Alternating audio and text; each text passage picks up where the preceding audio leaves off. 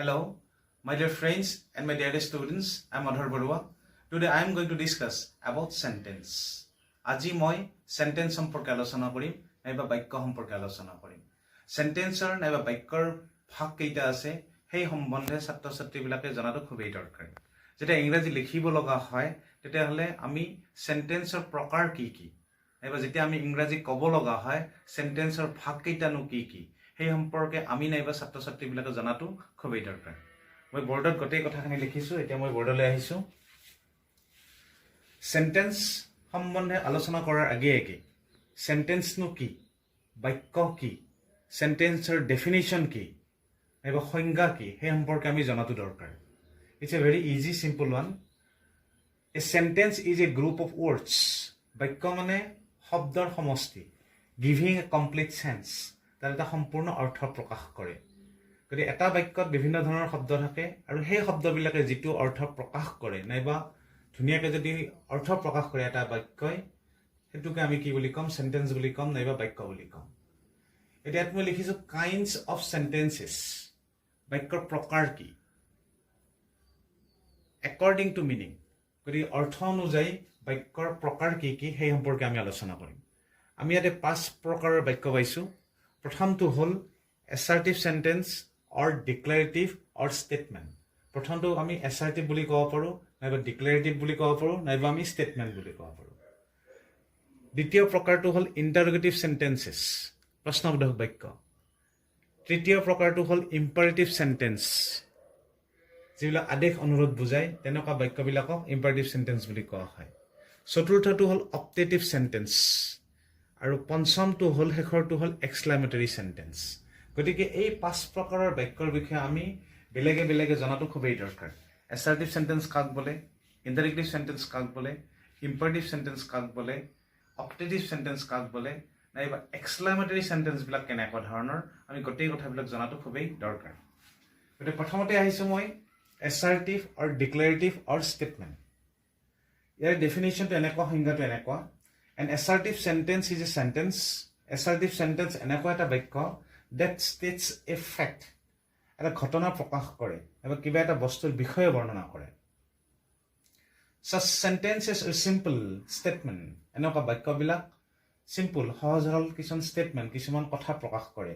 They assert or declare something, কিবা এটা বৰ্ণনা কৰে। For example, উদাহৰণস্বৰূপে মই দুটা উদাহৰণ ইয়াতে লৈছো। প্ৰথম উদাহৰণটো হ'ল Sunil is a good cricketer। Sunil এজন ভাল ক্ৰিকেট খেলুৱৈ। দ্বিতীয় বাক্যটো হ'ল there is a school in our village। আমাৰ গাঁৱত এখন কি আছে, স্কুল আছে। তো এনেকুৱা ধৰণৰ বাক্যবিলাকক কি বুলি কোৱা হয়, assertive sentence বুলি কোৱা হয় নাইবা declarative sentence বুলি কোৱা হয় নাইবা statement বুলি কোৱা হয়। আৰু এনেকুৱা বাক্যবিলাকৰ শেষত আমি ফুল ষ্টপ ব্যৱহাৰ কৰিব লগা হয়। এৰ পিছৰ প্ৰকাৰটো হ'ল interrogative sentence।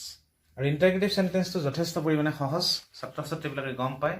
interrogative sentence মানেই হ'ল প্ৰশ্নবোধক বাক্য। ইয়াৰ ডেফিনিশনটো মই লিখিছো।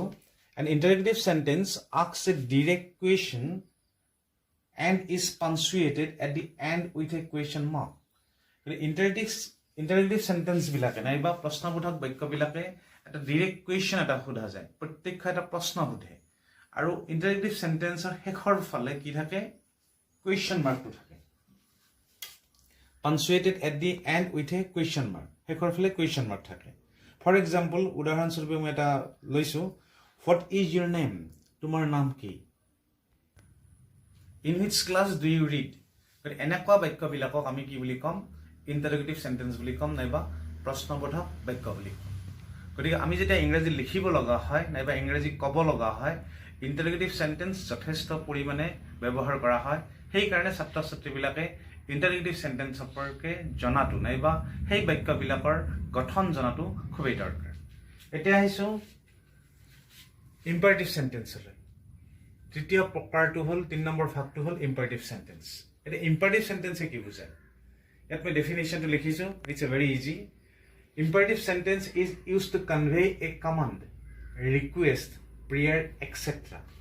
imperative sentence সাধাৰণতে কি বুজায়, আদেশ বুজায়, অনুৰোধ বুজায় নাইবা প্ৰাৰ্থনা কৰা বুজায়।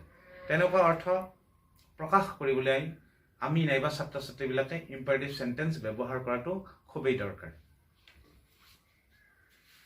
This type of sentence always takes the second person you for the subject, but most of the time the subject remains hidden. আৰু এনেকুৱা ধৰণৰ বাক্যবিলাকত কি সাবজেক্টটো ইউ থাকে দ্বিতীয় পাৰ্সনত আৰু ইউটো নাইবা সাবজেক্টটো সাধাৰণতে কি হৈ থাকে হিডেন হৈ থাকে দ্যাট মিন্স উজ্জ্বল হৈ থাকে সে ফৰ এক্সাম্পল গো আউটসাইড যদি মই গো আউটসাইড কৈছো ইউটো উজ্জ্বল হৈ আছে ইউ বুলি মই কোৱা নাই নাইবা নকলেও চলি যায় গতিকে তেনেকুৱা বাক্যবিলাক আমি কি বুলি ক'ম imperative sentence বুলি কম এতিয়া মই পুনৰ দুটা উদাহৰণ লিখিছো open the door bring a glass of water গতি ইয়াত ইউ দুটা বাক্যত ইউ টু কি হৈ আছে উজ্জ্বল হৈ আছে নাইবা হিডেন হৈ আছে এতিয়া মই আহিছো যেটো 4 নম্বৰ ভাগটোলৈ আহিছো 4 নম্বৰ ভাগটো হ'ল optative sentence এটা optative sentence কাক কোৱা হয় এত মই ডেফিনিশনটো লিখিছো সংজ্ঞাটো লিখিছো Optative sentence expresses a keen wish, prayer, curse, etc. Optative sentence কি বুজায় আশা বুজায় প্ৰাৰ্থনা কৰা বুজায় কাৰোবাক হাপ দিয়া বুজায় এনেকুৱা ধৰণৰ অৰ্থবিলাক optative sentence ৰ দ্বাৰা প্ৰকাশ কৰা হয় This kind of sentence generally starts with may and wish Optative sentence সাধাৰণতে may নাইবা wish শব্দৰে আৰম্ভ কৰা হয় যদি may শব্দৰে বাক্যটা যদি আৰম্ভ হয় তেতিয়াহলে ছাত্ৰ-ছাত্ৰীবিলাকে গম পোৱা উচিত যে সেই বাক্যটো অপটেটিভ সেন্টেন্স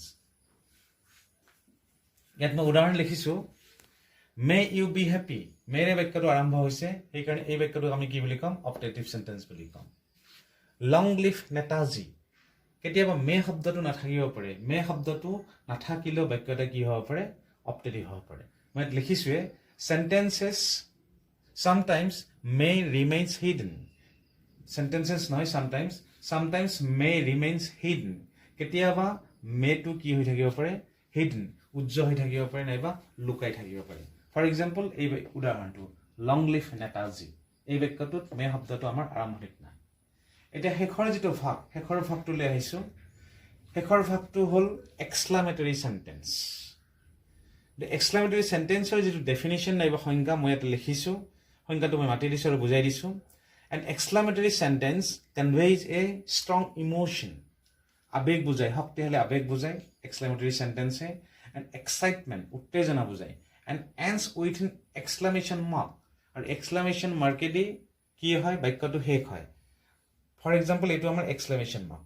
তলত আমি ফুট দিছো গতিকে exclamation mark আমি সাধাৰণতে ব্যৱহাৰ কৰিব লগা হয় exclamatory sentence বিলাকত ইয়াত মই উদাহৰণ লিখিছো দুটা What a fool I am What a fool I am at exclamation mark to ব্যৱহাৰ হৈছে Hurrah we have won the match কেতিয়াবা exclamation mark to আমি আৰম্ভণিতে ব্যৱহাৰ কৰিব লগা হয় Hurrah alas এনেকুৱা শব্দ যদি বা এনেকুৱা শব্দ যদি লিখা হয় তাৰে পিছতে আমি কি কৰিব লগা হয় exclamation mark to লিখিব লগা হয় তাৰ পিছত আমি পুনৰ বাক্যটো লিখিব লগা হয় গতিকে এনেকুৱা বাক্যবিলাকক কি বুলি কোৱা হয় exclamatory sentence বুলি কোৱা হয় আৰু মোৰ বিশ্বাস ছাত্ৰ-ছাত্ৰীবিলাকে ধুনীয়াকৈ বুজি পাইছে সেন্টেন্সৰ ভাগ সম্পৰ্কে আৰু প্ৰত্যেকজন ছাত্ৰ-ছাত্ৰীয়ে মনত ৰখা উচিত সেন্টেন্সৰ পাঁচটা ভাগ আছে এই পাঁচটা ভাগ খুবেই দৰকাৰী পুনৰ মই এবাৰ ৰিপিট কৰিছো প্ৰথম ভাগটো হ'ল assertive sentence or declarative sentence or statement বুলি কোৱা হয় দ্বিতীয় ভাগটো হ'ল interrogative sentence প্ৰশ্নবোধক বাক্য তৃতীয় ভাগটো হ'ল imperative sentence চতুৰ্থ ভাগটো হ'ল optative sentence আৰু পঞ্চম নাইবা শেষৰ ভাগটো হ'ল exclamatory sentence গতিকে আজি আৰু বেছি দীঘলীয়া নকৰো মোৰ বিশ্বাস ছাত্ৰ-ছাত্ৰীবিলাকে বুজি পাইছে আৰু পুনৰ মই নেক্সট বেলেগ এটা পাঠ এটা লৈ নাইবা বেলেগ এটা টপিক লৈ মই পুনৰ আহিম until then bye bye thank you very much